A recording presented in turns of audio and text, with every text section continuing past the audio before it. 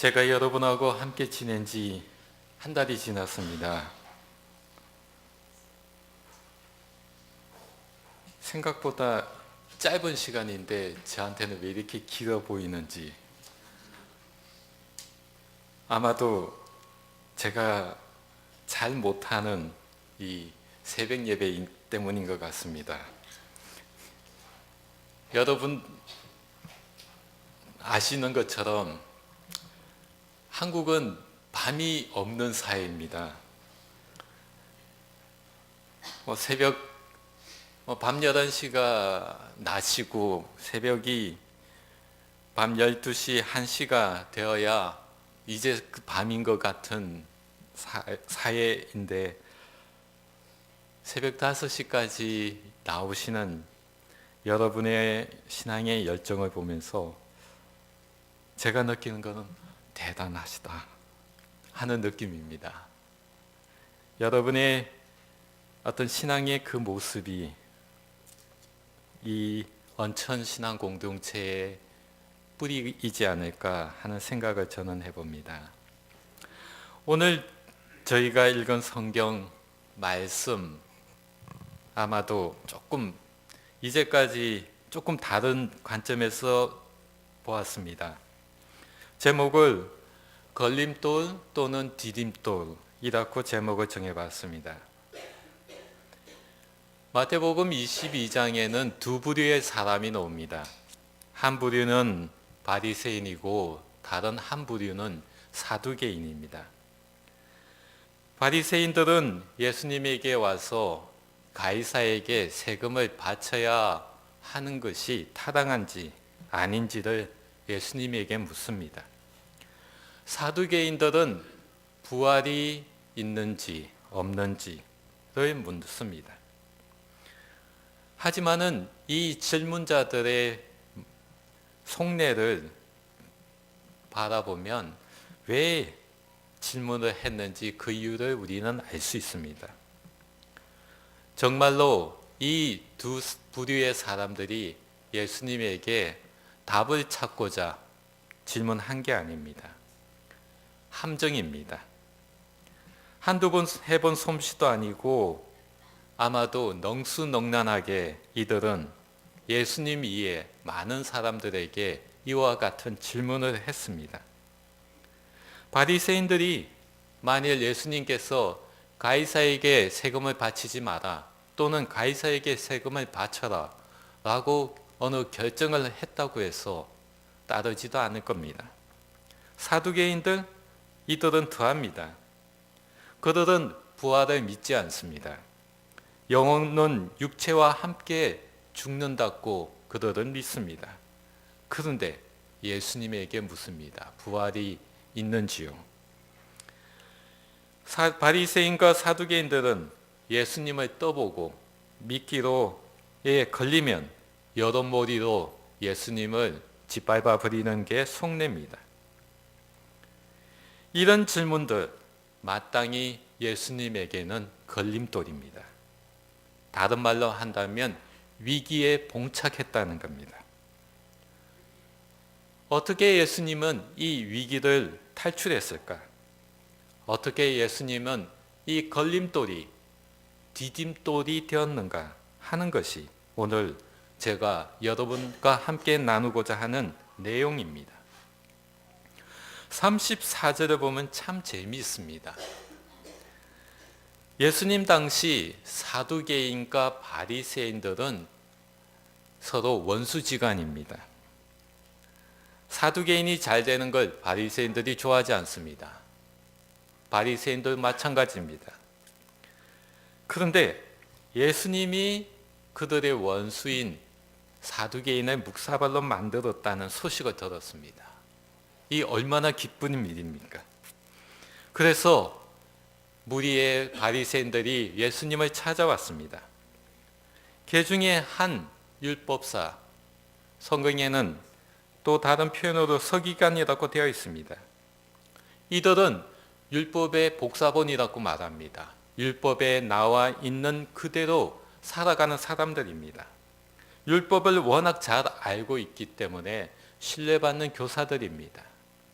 그런 한 사람이 예수님에게 질문을 합니다. 첫째 되는 계명이 무엇입니까? 아마도 우리는 이 질문을 보면서 정말 이 서기관이 몰라서 하는 질문은 아닌데 왜 질문을 했지? 하는 궁금증을 가지게 됩니다. 너무나 잘 알고 있는 내용입니다. 유대인이라면 아마도 유치원생들도 알고 있는 내용입니다. 그러나 이 율법사는 예수님이 생각하는 제일 계명은 뭔가 하는 것을 알고 싶어 했습니다. 그런데 예수님의 대답은 너무나 쉬웠습니다. 신명기 22장에 있는 내 마음을 다하고 목숨을 다하고 뜻을 다하여 주 너의 하나님을 사랑하라. 내 이웃을 내 몸같이 사랑하라. 라는 대답이었습니다. 아마도 이 율법사는 실망했을는지 모릅니다. 반전입니다. 이런 대답을 한 이후에 예수님의 질문은 너무나 반전을 불러일으킵니다. 예수님은 바리새인들이 했던 그 방식대로 그들에게 질문을 합니다. 그것은 그리스도의 조상이 누구이냐 하는 겁니다. 이미 바리새인들은 너무나 잘 알고 있습니다. 다윗의 자손입니다. 예수님은 다시 묻습니다. 다윗은 스스로 자신의 주인이 메시아인데 그리스도라 고백했는데 어떻게 그리스도가 다윗의 자손이 될 수 있느냐 하는 질문을 합니다. 이 물음은 바리새인들에게 논리적 모순을 내포하고 있습니다. 바리새인들은 메시아, 그리스도가 인간의 몸을 입고 오신다는 것을 부정하는 사람들입니다. 메시아는 인간보다 뛰어난 존재이기 때문에 인간의 몸을 가질 수 없다는 겁니다. 이 말은 그리스도, 메시아는 다윗의 자손이 될 수 없다는 겁니다. 즉, 그들이 대답했던 다윗의 자손입니다 라는 그 자체가 거짓말이 되어버렸다는 겁니다. 다윗조차도 거짓말쟁이를 만들어버렸다는 겁니다. 그래서 그들은 예수님의 대답을 하지 못하고 침묵할 수밖에 없었던 겁니다. 예수님은 율법사나 바리새인들이 자신을 공격했던 그 방식대로 그들을 물리쳤습니다. 예수님이 그들을 이겼다는 것이 중요한 것이 아니라 오히려 그 상황 속에서 예수님의 인격을 그들에게 보여주었다는 것이 중요합니다. 위기를 지혜롭게 극복하는 모습, 위기를 관리하는 예수님의 능력을 보여주었다는 겁니다. 우리는 그런 예수님의 능력 속에서 예수의 인격을, 즉 온전한 모습을 우리는 보게 됩니다. 예수님은 자신의 인격인 온전함으로 위기를 극복하는 자세를 바리새인들, 율법사에게 보여주었고 오늘 우리들에게 보여주고 있습니다. 오히려 바리새인이나 율법사의 질문이 예수님을 예수답게 만드는 사건이 되었다는 겁니다. 다르게 표현한다면 걸림돌이, 디딤돌이 되었다는 겁니다. 예수님에게 예수답게 한 이 질문들, 즉 위기는 오늘 우리들 삶 속에서는 마땅히 하나님의 자녀들로 살아가는 기회입니다. 위기는 양면성이 있습니다. 위기가 갖는 부정적인 측면도 있고 긍정적인 측면도 있습니다. 우리는 위기를 경험하는 그 순간에 밝은 측면을 보아야 하고 그것이 우리의 인격 형성에 얼마나 유용한가 생각해 보아야 합니다. 우리가 성경을 읽고 예수님의 삶을 되뇌이는 이유는 바로 이런 점입니다. 예수님의 삶의 모습이 오늘 우리들의 살아가는 삶에 지혜를 얻게 되고 우리의 인격 형성하는 데 도움이 되기 때문입니다. 우리들은 잘 알고 있습니다. 예수님의 공생애, 예수님이 태어나면서부터 돌아가실 때까지 편안한 삶이 아니라는 겁니다. 위기의 연속입니다. 정말 하루라도 쉼없는 위기의 나날을 살았던 것이 예수님입니다. 오늘 우리가 읽은 본문을 한번 보십시오. 이미 율법사나 바리새인들은 자기들이 어도하는 질문이 있었습니다. 우리 같았으면, 저 같았으면 아마 호통을 치면서 그 사람을 내쫓았을 것입니다. 왜냐하면 나를 미혹하게 하고 나를 미끼에 던지는 질문이기 때문입니다. 하지만 예수님은 그런 모습을 보이지 않았습니다. 예수님, 화를 내지 못하는 사람이니까 하는 생각도 해봅니다. 하지만은 마태복음 12장 34절에 보면 바리새인들을 향하여 독사의 자식들아 대노하시는 모습도 보입니다. 절대 화를 내지 못하는 분이 아닙니다. 화를 낼 줄 아는 분입니다. 그런 예수님의 모습 속에서 우리는 우리가 어떻게 위기를 관리하고 어떻게 우리의 인격을 만들어 갈 것인지를 헤아려 보고자 합니다. 예수님의 온전함을 우리는 어떻게 배워야 할까 하는 겁니다. 예수님은 서기관들과 바리새인들을 보면서 제자들에게 이런 얘기를 해줍니다. 마태복음 23장 3절에 보면 그들이 말하는 바는 행하고 지키되 그들이 하는 행위는 본받지 말라. 바리새인들이 말하는 그 내용은 우리가 지켜야 하는 것이고 그들이 행하는 행동은 따르지 말라라고 말을 합니다. 예수님은 자신을 비난하는 자로부터 배워야 할 내용이 무엇인가를 분명하게 우리에게 말해줍니다. 우리들 삶 속에서 위기가 걸림돌이 됩니다. 또한 그 걸림돌 때문에 우리는 삶을 힘들어하기도 합니다. 하지만 오늘 우리가 읽은 예수님의 모습을 보면서 그 걸림돌을 디딤돌로 만든다면 우리들의 삶은 훨씬 더 건강해질 수 있다 저는 확신합니다. 그래서 저는 이렇게 생각해 보았습니다. 우리가 위기에 직면했을 때 우선적으로 우리가 해야 할 일은 우리의 마음을 가다듬는 일입니다. 위기는 상황입니다. 그 상황은 항상 변하게 되어 있습니다. 위기 상황에 우리가 휘둘리지 말아야 한다는 겁니다. 상황의 마음을 뺏기면 우리가 하는 일은, 우리가 내디는 발은 헛발질이고 실수밖에 없습니다. 그래서 침소봉대의 결과를 초래하는 것이 위기의 과정입니다. 마음을 가다듬고 해야 할 일과 하지 말아야 할 일을 구분해야 합니다. 그리고 난 이후에 해야 할 일들 작은 발걸음을 내디뎌야 합니다. 급한 마음에 큰 걸음을 내딛으면 우리는 실수하기 때문입니다.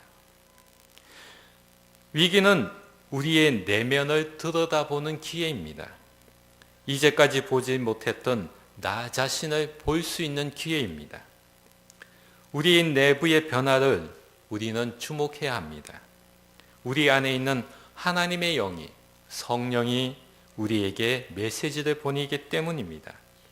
그것은 우리의 생각을 바꾸게 만듭니다. 위기가 고통을 주지만은 고통의 다른 측면에는 기쁨이 있습니다. 위기는 우리에게 두려움을 주지만은 두려움의 다른 측면에는 용기가 있습니다. 위기는 우리를 약하게 만들지만은 약함의 다른 측면에는 강함이 있습니다. 우리 내부에 일어나는 성령의 메시지를 받아들일 때 우리는 나아가야 할 방향을 알게 된다는 겁니다. 성령은 우리가 해야 할 일과 하지 말아야 할 일을 구분해 줍니다. 성령의 소리를 거역하게 될 때 우리는 위기로부터 벗어날 수 없습니다. 반대로 성령의 소리를 듣게 될 때 우리들은 위기를 극복할 수 있는 방편을 찾아가는 겁니다. 위기의 과정, 그것은 우리 삶에서 의미의 과정이기도 합니다. 위기를 통해서 우리는 새로운 나 자신을 발견하게 됩니다. 위기를 극복하려는 생각은 나 자신의 힘만으로 할 수 없다는 것을 고백하는 시간이 기계이기도 합니다. 그래서 우리들은 성령의 도움을 간구합니다. 따라서 위기를 극복하는 과정은 우리가 하나님을 만나는 체험의 과정이기도 합니다. 우리는 하나님 앞에서 우리 자신이 누구인지를 깨닫게 되고 하루하루의 삶 속에서 하나님의 은혜를 체험하는 시간이 바로 위기로부터 오게 된다는 겁니다. 그래서 위기의 과정은 하나님을 만나는 과정이기도 합니다. 우리가 성경을 읽으면서 예수의 행적을 이야기합니다. 그 이유는 그것이 바로 우리가 삶을 살아가는 데 있어서 언유이기 때문이다. 예수님의 모습 속에서 우리는 우리 자신들의 모습을 보게 됩니다. 예수님의 이야기들이 그저 여러분이 가지고 있는 성경책에 있는 내용이라면 우리는 그것을 의미 없게 여길 겁니다. 우리가 성경책에 있는 많은 신앙의 선배들을 이야기하고 또한 그들의 삶에 우리에게 그들의 삶 속에서 우리가 기쁨을, 즐거움을, 슬픔을 느끼는 이유는 바로 우리가 어떻게 살아갈 것인가 하는 것을 가르쳐 주기 때문입니다. 우리는 살아가면서 숱한 예기치 않는 경험을 하게 됩니다. 갑자기 사랑하는 사람이 이별하게 되는 거나 사별하게 되거나 예기치 않는 사고로 인하거나 하루 1시간 앞을 내닫지 못하는 우리들 삶 속에서 숱한 위기의 삶을 살아가고 있습니다. 그런 순간들마다 우리를 여러분을 지켜주는 것은 바로 성서에 나타난 신앙의 선배들의 이야기들입니다. 그들의 이야기를 듣고 또 듣고 하면서 우리의 논리적인 사고가 아니라 우리의 삶의 경험 속에서 어떻게 살아갈 것인가 하는 것을 우리는 배우게 되는 겁니다. 바로 오늘 우리가 읽은 예수님의 이야기도 마찬가지입니다. 예수님은 율법사 그리고 사두개 바리새인으로부터 위기를 당하는 직면에 당했습니다. 하지만은 그의 하나님이 허락한 그의 지혜로부터 그 위기를 모면합니다. 그의 능력, 그가 하나님의 아들이라는 능력으로 벗어나는 것이 아니라 한 인간됨의 인격으로 그는 벗어납니다. 온전함입니다. 우리들 삶도 마찬가지입니다. 우리에게 위기가 그저 닥쳐야 한 시련의 시간 그렇기도 합니다. 하지만은 그 위기는 우리의 인격을 형성하고 하나님을 만나는 기회이기도 합니다. 여러분은 그 위기를 걸림돌로 생각하십니까? 아니면 디딤돌로 생각하십니까? 분명한 것은 예수님이 우리에게 가르쳐 주는 내용은 위기는 우리에게 디딤돌이라 하는 겁니다. 예수님이 우리에게 가르쳐 주는 위기는 디딤돌이고 그 위기를 극복한 이후에 우리의 삶은 더 단단해진다는 것을 말해주고 있습니다. 이런 삶의 지혜를 여러분 삶 속에서 실천하시기 바랍니다. 기도하겠습니다.